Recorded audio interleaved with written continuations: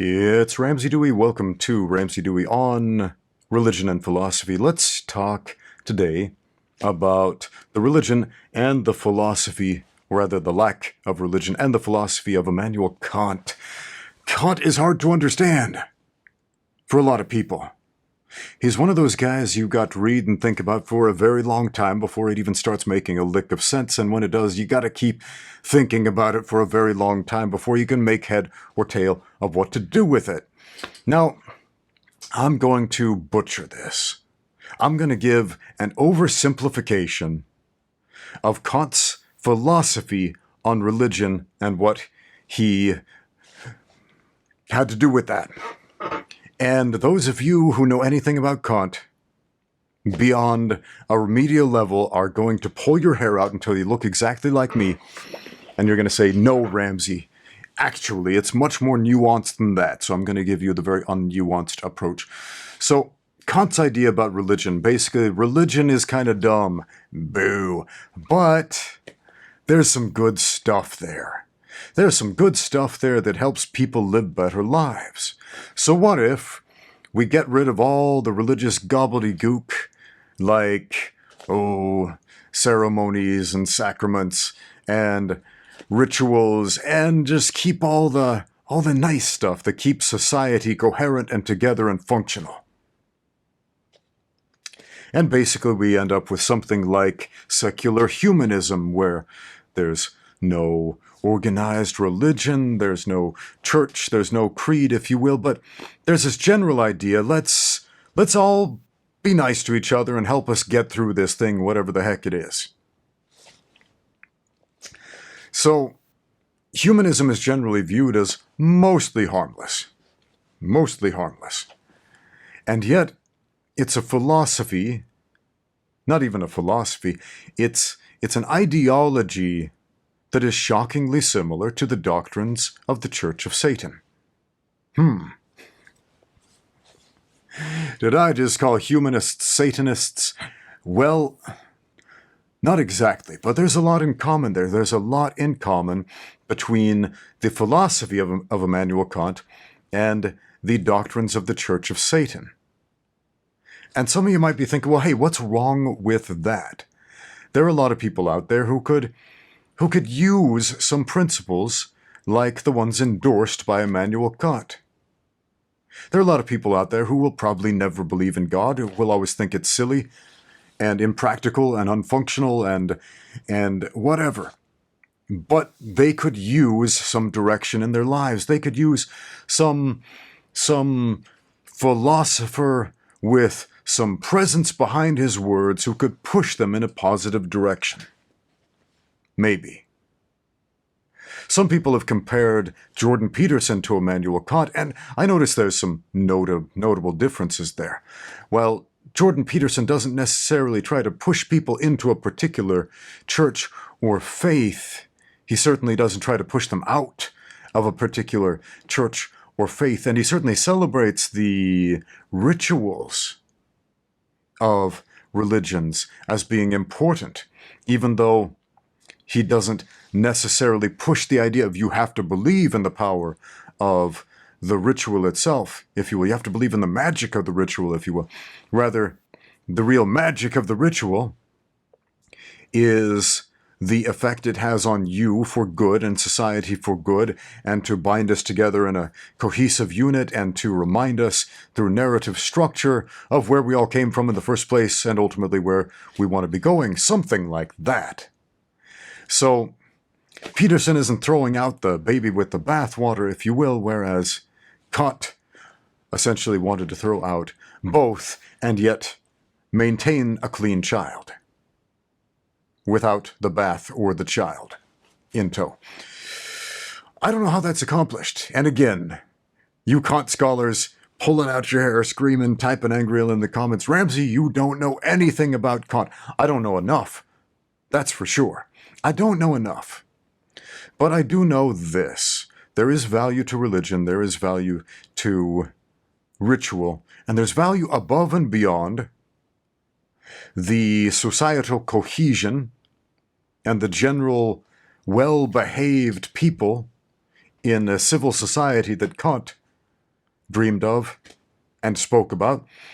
And there's something much deeper and much more profound than even Jordan Peterson prattles on about at times. I like Jordan Peterson. I listen to his talks from time to time. He's got some interesting things to say. I like his delivery.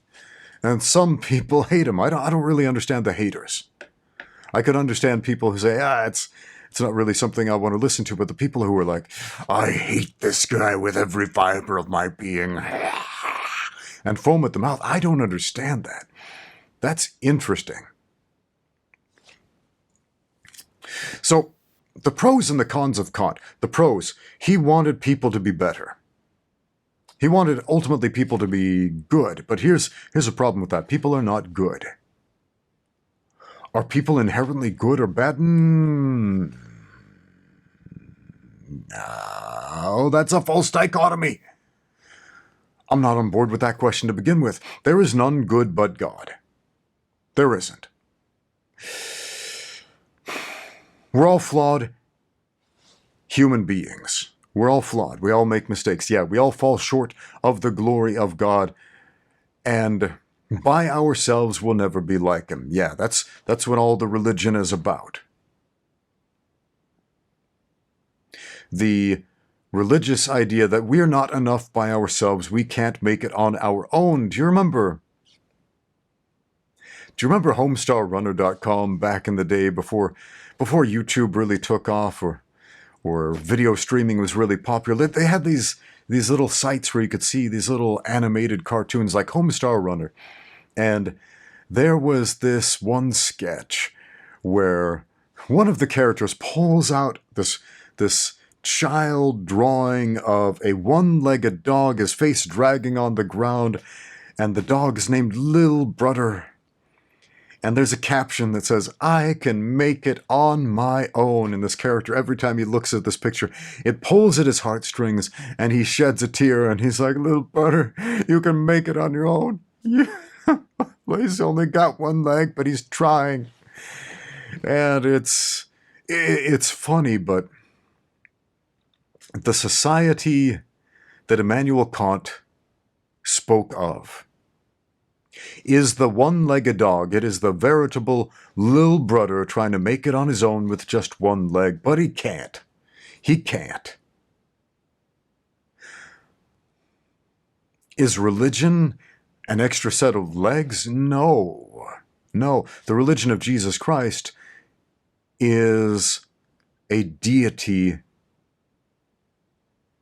with the legs who's already walked the way before you. And that might sound unreasonable or silly or what have you if you don't believe in that. But the idea that you are enough for what? Enough to make society better than what? Some people, I read that in America right now, I live in China, I've lived in China for the last 15 years, but I was born and raised in the United States of America. And when I hear news about America and how it's changing, it's shocking. It almost seems like a foreign country from the one that I left. So my nephew, he's in his mid-20s, and he has a gas stove.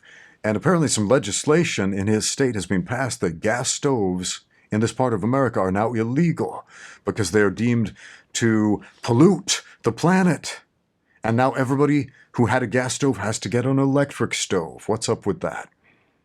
Meanwhile, in this particular state where he lives, all of the electric power is generated by burning natural gas. All of it. Did they not stop to think where the electric power came from? No, I don't believe they did, whoever passed that legislation. Essentially, we're causing more entropy by burning the gas first to turn turbines to generate electricity to then send to an electric oven. We've lost some energy there. It would be more energy efficient to simply take the gas straight to the oven first. Electricity doesn't just come for free out of the wall. It comes from somewhere. Whether we burn natural gas or coal or oil or have hydroelectric turbines or nuclear power, it has to come from an energy source. That's not free. That costs something. It always costs something. You can't make it on your own, is the point.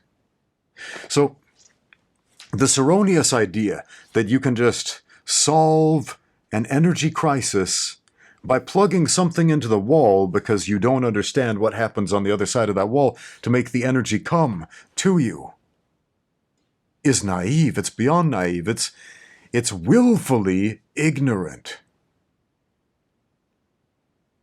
It's choosing willful ignorance. One thing I find very frustrating about philosophy is the fact that I know that God lives. I know it. Why? Because I've spoken to him and he's spoken to me. And this makes discussions where we're supposed to throw our hands up in the air, where we're expected to do this and say, well, I don't know. And nobody ever will know. It makes them very frustrating when you know.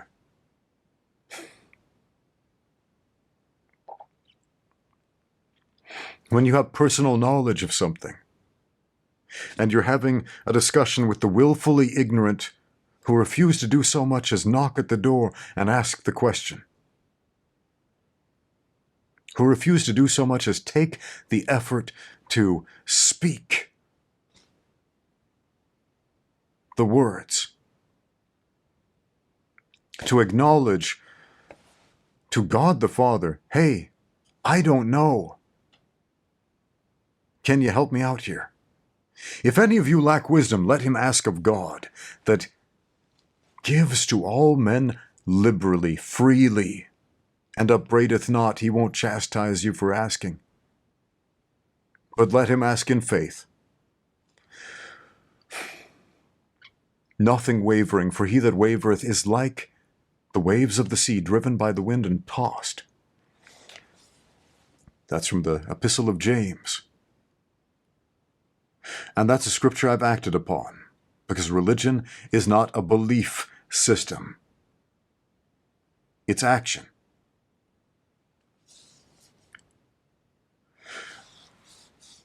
I'm a martial artist. If you've seen my other channel, Ramsey Dewey, I coach the sport of mixed martial arts. I've been coaching cage fighters for a very long time. And with a fairly high degree of success, might I add.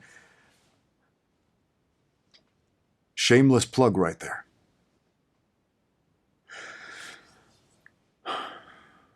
Why did I bring that up? I don't remember. I was going somewhere with that. This is unscripted if you can't tell. It's unscripted if you can't tell.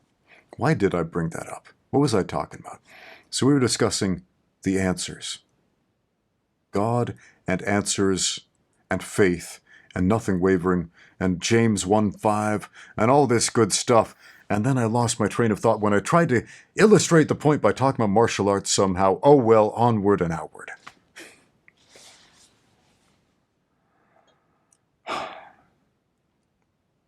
Are we one-legged dogs?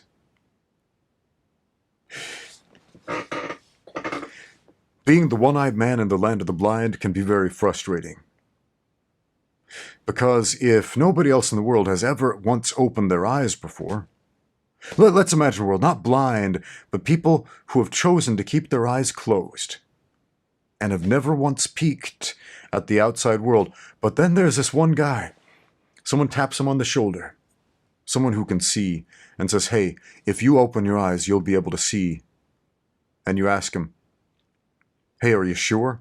Yeah, trust me. Okay, I'll give it a try. You open your eyes, you see this whole new world. Whoa. Whoa. And you think maybe other people would like to see this too. So you walk up to your friends who are willfully keeping their eyes closed and you say, open your eyes and you will see this whole new world. Nope, nope. We must continue to ask questions about our surroundings. I know what they look like. No, you don't. That's impossible. How about you open your eyes? How could you possibly know that? Well, this guy over here told me that guy doesn't exist. He's a man in the sky. He's in your imagination. I remember why I brought up martial arts. Martial arts training is an act of faith. Faith is not simple belief. It's not believing that things are so.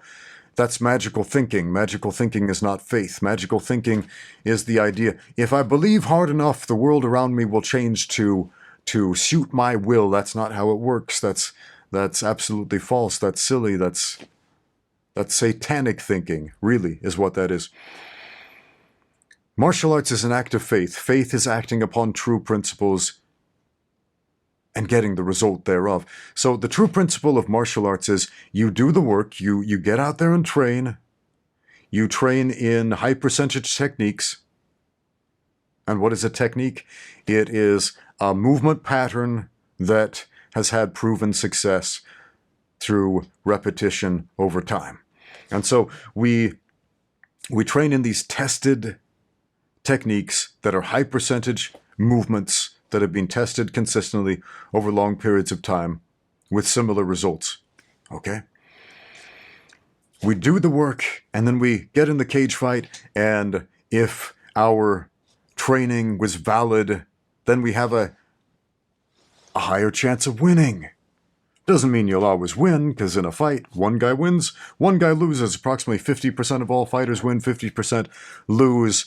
But I'm happy to say that the vast majority of the fighters that I've coached have won the vast majority of their fights. That's above average. Why? Because we acted on faith. We trusted the technique that was proven to work. We opened our eyes. We looked out at the world around us. We asked some serious questions. We found the answers. If you don't find the answers, you're not going to do very well, but you got to ask the questions first. But if all you do is ask the questions and then ask questions about the questions and ask questions about the questions about the questions, soon you're having philosophical discussions about colors. What color do we see? Is blue to you and red to you? Man, I hate this philosophical discussion. I was mocking this philosophical discussion. I walked into a philosophical discussion about this very topic right after mocking it, and I just laughed and laughed and laughed. Are you kidding me? Okay, back in olden times, before the professions of, well, modern science existed, there were no astronomers or biologists or whatever. There were philosophers, and they were trying to figure out literally everything, not just asking some deep questions about the nature of existence, but literally everything. They're trying to figure it out. But scientists come along and they figure out a great deal of this stuff, and they figure out some actual demonstrable facts. And suddenly the philosophers are left with a lot less to do. Well, we know what the stars are now. We know what gravity is now. We know what light is now. We have fewer questions now. So I guess we're going to talk about whether blue is red, is yellow, is green. Now, I'm a little bit disappointed with modern philosophy, to be honest. But onward and outward. So as I was saying about faith, martial arts, combat sports success is based on an act of faith, which is action. You believe in something that is true, you act upon it, you get positive results. Okay, so let's go back to the world of philosophy. We're asking some big questions about God. Let's say, well, how do we know there is a God? Well, okay, let me propose this to you. If there is a God, and that God is all-powerful, and that God knows what you're thinking and knows what you're saying and can hear you and can communicate with you, and you can communicate with him through prayer, does it not stand to reason that you could have a conversation and get some information from that all-powerful being? Is he asleep? Did he go for a walk? Like Elijah teased the priests of Baal when Baal did not respond to their cries? Is he sleeping? Is he on vacation? Come on, guys, get your act together. God is not dead, nor doth he sleep, as the old song says. Which old song? I Heard the Bells on Christmas Day. Great song. Go give it a listen. God is not dead, nor doth he sleep. So if there is a God, you can have a conversation with him. You can get information from him. You can get some answers. You don't just have to keep repeating the same questions over and over again and writing papers about those questions. You can actually get some answers. And maybe we're afraid of getting the answers because then we'll be out of a job of asking the questions. It's important to ask the questions, because if we don't ask the questions, we will not get the right answers. But before we can ask the right questions, and there are right questions to answer, there are important questions to answer, and then there are the is blue blue or is blue red questions, which are not nearly as important. How do we know which questions are important? We have to experience limitations first. We must experience limitations. We must experience adversity. We've got to struggle. We've got to struggle. It's imperative. Why? Because if we don't, we will never think, well, how do I overcome this struggle? How do I make it better? Imagine for a moment we're in a perfect society, perhaps the one that Immanuel Kant envisioned, a society without religion, but with all the benefits of religion. All the positive benefits of religion, but without the ritual and the guys in silly robes and wizard costumes or whatever they do. Every church is different. We don't have that in my church, but some people do, and that's okay. It's kind of cool if you have a neat uniform that draws attention to yourself sometimes. So if that's your thing, more power to you. So let's imagine for a moment we're in this idyllic, utopian society. There's no religion, there's no struggle, there's no want. So all the questions have been answered, presumably, and so we're entertaining ourselves talking about, is blue blue or is blue red to you or to me? Are we saying the same thing or not? Man, oh, far out. Sounds kind of lame, to be honest. Because we answered the wrong questions there. Because we never asked the right ones. Who is God? Who are we? What's our relationship there? Why should we care? What's the big picture? What's the end goal?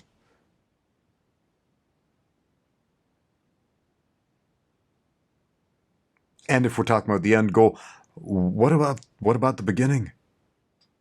What about the beginning? This is the middle act of the whole thing, man. Almost everybody in mainstream Christianity, he talks about one end of eternity. After we die, we'll go to heaven and praise God forever. Whatever you believe. We'll go to heaven and do whatever we want. Whatever you believe. I believe something. You believe something. We might have some commonalities. We might have some differences. But what about before? Eternity isn't unidirectional. Goes out everywhere, man. In every direction. Outward, inward, etc. So where were we before? Who was that philosopher? Man, I was just having a discussion about my wife about that philosopher. Epicurus, man. Epicurus taught this idea that we should not fear death. We shouldn't fear not existing after we die forever, because we didn't exist before we were born forever. So there is an eternity before we were born, and there's an eternity after we die. And we weren't afraid before, so we shouldn't be afraid after. And Epicurus was wrong. But let's assume for a minute he was right. Let's assume for a minute that he's right, that there was nothing before, and that there is nothing after. Let's assume he's 100% right about that. Let's assume he knows. Let's assume he found out the answer for sure, and he's not just hypothesizing. Here's a problem with that. Imagine for a minute there's a homeless man. There's a homeless man and he hates being homeless. It sucks. He's suffering. He's out in the cold. He doesn't have enough warm clothes to wear. He doesn't have enough food to eat. He's hungry. He doesn't have a roof over his head. When it rains, he gets wet. When it snows, he freezes. And a kind, generous person comes along and gives this homeless man everything he needs, gives him a warm home, a bed to sleep in, nice clothes to wear, food to eat, money to spend, everything he needs. And then the homeless man is like, this is great. Wow, I can now pursue greater things in life than sitting on the street begging for my sustenance. And the homeless man is like, I'm going to go make something of myself. Maybe I'll go to college. I'll get a job. It's going to be great. And then the rich man who gave the homeless man all these things takes them all away and says, just kidding. Give me those back. And kicks the homeless man to the curb. Out you go. Back on the street with you. How will that homeless man feel? Will he feel, well,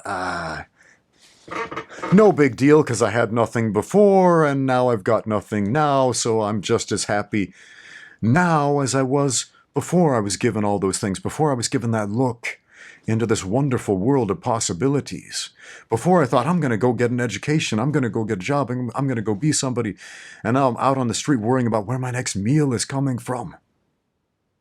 And I might freeze to death tonight. I don't think that homeless man is going to be happy about that. Okay. Are we like that homeless man? Well, where was the homeless man before he was homeless? Let me ask you that. He existed before he was a man. He existed before he was homeless. Presumably, maybe he was born into a homeless family. But probably not. I don't think most homeless people were born into homeless families. They end up that way. But he doesn't want to be homeless. He doesn't want to be hungry. He doesn't want to suffer. He wants his problems to be solved. Don't we all? Right? And he had a taste of the good life for a moment. He had that taken away. I think he wants that good life back. Wouldn't you? So let's assume once again that Epicurus is correct in assuming there was nothing before we were born and there will be nothing after we die. So we have this moment in life, and for those of us who really love life like I do, who really love what life offers like I do, who really love the experiences I have and just wish and want this to go on forever, like I do. But we understand one day we will die, so we must prepare to meet God. But let's assume Epicurus was right and there's nothing after. Man, imagine my disappointment if upon death, boom, nothing. Well, that sucks. That was all for nothing. You gave me a taste of the good stuff and took it all away. Boo. But that's not what I believe. I believe in eternity. And eternity isn't just to the future. It's not just to the past. It's not time at all. So before we were born, yes, we existed. Do you remember it? That's the kicker. Do you remember it? No, but you existed. Will you remember it after you die? Yes, you will be given a lively recollection of everything you did in this life. And the veil of forgetfulness will be taken from off your mind, and you will remember. Before you were born, the eternity before, you will remember being a spirit child of God, created in His image. You will remember living in His presence with the greatest of all. You will remember the joy. You will remember how the human soul yearns to be in that place, in the presence of God, more than anything. And if you have removed yourself from God, if you have removed yourself from His presence, when you remember that, and you have put yourself in a position where you are unable to return to His presence, ouch, ooh, yikes. That longing will last for eternity, and that, my friends, is hell. not a fiery devil with a pitchfork poking you in the butt. It's like that parable of the homeless man I told you about. He has something wonderful, something he wants to improve upon, the possibility for progression. Somebody helped him out of the hole and then took it away, right? We had something amazing before we were born. We lived in the presence of God, but we weren't like him. We weren't like him. He had a body. He was perfect. We were spirits. We'd not yet had the experiences to forge perfection. Completeness is what that means.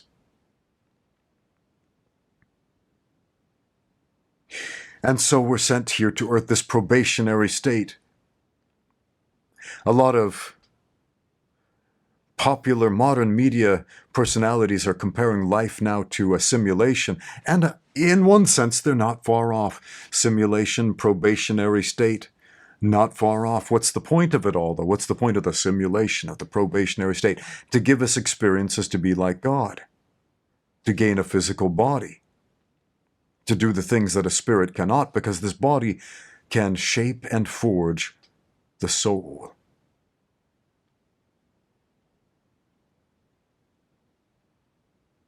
And to give us experiences to choose for ourselves how we will act, what we will do, and whether or not we really want to return to God's presence. Without Him looking over our shoulder and watching us and supervising us. But guess what? You can still ask. We're not completely blind here.